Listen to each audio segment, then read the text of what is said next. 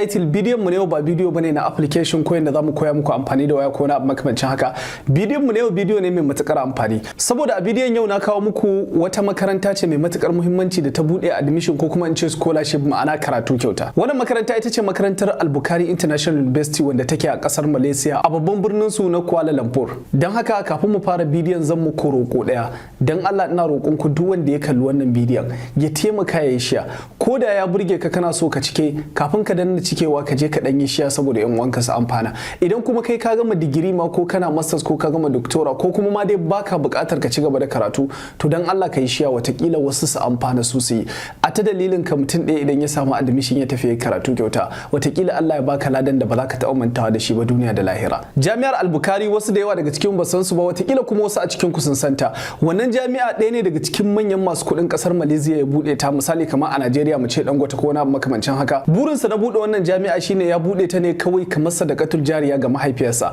ma'ana duk wanda suka yi karatu kyauta a ciki kawai ladan a kaiwa mahaifiyarsa. Duk abin da dan adam yake bukata ko kuma duk abin da dalibi yake bukata wannan makaranta suna kokarin su ga sun mallaka mar. Misali abu na farko idan Allah ya taimake ka samu admission wannan makarantar su za su turo ma visa kawai dai zaka je embassy din su na kasar ka karba a matsayin kyauta. Abu na biyu abin da ya shafi kuɗin jirgi wannan makarantar su ne za su turo ma kuɗin jirgi ko kuma mu ce ticket kawai kai cire shi zaka yi sannan ka je airport ka hau jirgi ka tafi. Abu na uku abin da ya shafi gun kwana wannan makarantar idan ka je za su baka apartment kamar gida guda naka ne na kanka da gado da kitchen da komai duk abin da kake so akwai. Abu na hudu wannan makaranta su ne za su na baka kuɗi duk wata misali kamar a matsayin albashi kuɗin da zaka na dan siyan sabulu ba ma dai sabulu bane ba abin da zaka rasa kawai dai ana so kana dan morewa da shi ko siyan kati ko na abu irin dai bukatun da dan adam ba zai rasa ba. Abu na biyar wannan makaranta su ne za su na dafa muku abinci kuma ba abinci wai na wasa ko na irin makarantun bodin da muka saba a abinci mai kyau wanda zaka iya zuwa cafeteria ko kuma irin supermarket ka je ka zauna ka ci. Abu na shida wannan makarantar duk shekara suna ba wa ɗalibi ticket ya zo gida hutu sannan ya koma saboda kada ya sha wahala ko wani abu makamancin haka. Sannan abu na gaba ga ɗaliban da basu iya turanci ba ko kuma musamman ɗaliban da suke irin ƙasashen faransanci ko kuma basu iya turanci ba suna so su koya ko kuma waɗanda suke irin Najeriya ma amma basu iya turanci ba wannan makarantar ba ta da matsala kai tsaye idan ka je in baka iya turanci ba za su baka shekara ɗaya kai karatun turanci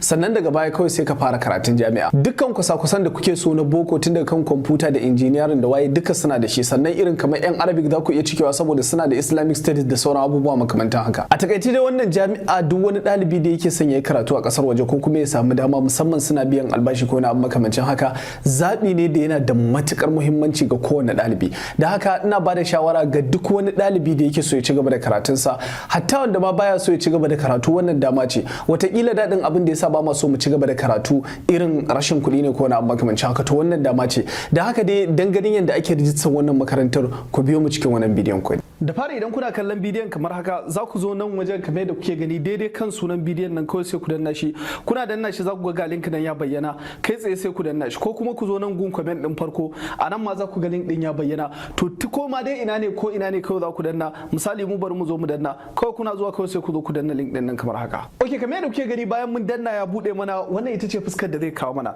bayan ya kawo mana kamar yadda kuke gani idan mutum ya yi kasa ya zo nan zai ga farkon bayani tun daga kan bayanin farko a nan in kuka yi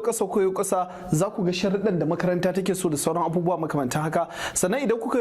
yi kasa a nan dukkanin sharuɗa ne da waye a nan in kuka zo za ku ga link din da za ku danna kawai ya kai ku gun da za ku yi rijista misali yanzu kuna danna wannan link din kamar yadda kuke gani zai kai ku gun da za ku yi rijistar wannan misali website ɗinsu da waye sannan a nan ƙasa kamar yadda kuke gani akwai bidiyo wanda idan kuka kunna shi zai koya muku yadda ake rijista ɗaya bayan ɗaya tun daga matakin farko har matakin ƙarshe sannan idan kuka zo nan ƙasa za ku ga duka bayanansu misali kafin ku yi rijista idan kuna da wata tambaya wannan shine Instagram din makarantar wannan shine Facebook din su wannan shine YouTube channel din su wannan shine email din su wannan shine contact din su idan kuka shiga YouTube din su za ku ga bidiyoyin makarantar masu kyau da sauran abubuwa makamantan haka da komai dukkan abin da kuke so baki daya za ku iya gani tun daga kan farko har karshe duk abin da kuke so za ku iya gani sannan idan kuka zo nan za ku ga hoto da zai bayyana muku irin kwasa-kwasai da ake da sauran abubuwa da waye duka bayanan makarantar shekara da waye duk abin da kuke so za ku sani a nan daga karshe a nan sai yar karamar shawara da haka ina shawartar mutane da su yi kokari su kalli bidiyon nan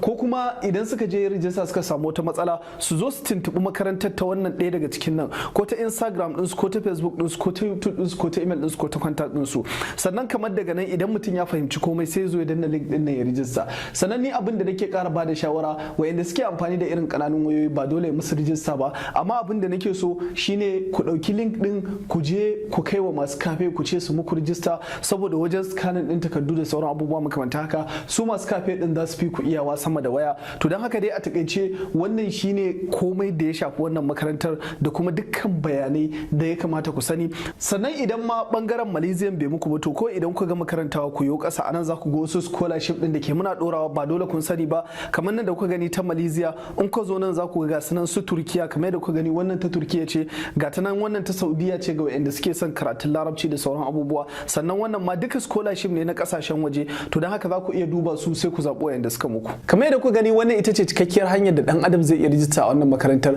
Da haka kamar yadda muka faɗa muku a farko, kada ku manta da share da like da subscribe. Wannan shine ƙarshen bidiyon mu na yau. Anan nake ce muku